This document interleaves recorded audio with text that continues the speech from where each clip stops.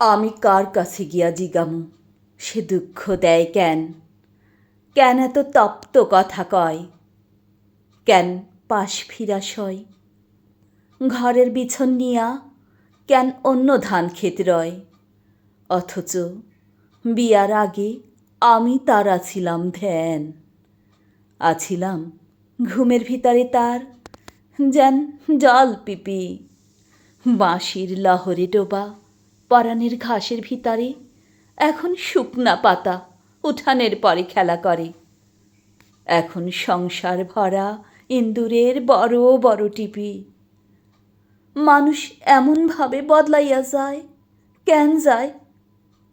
পূর্ণিমার চাঁদ হয় অমাবস্যা কিভাবে আবার? সাধের পিনিস কেন রং চটা রোদ্দুরে শুকায়?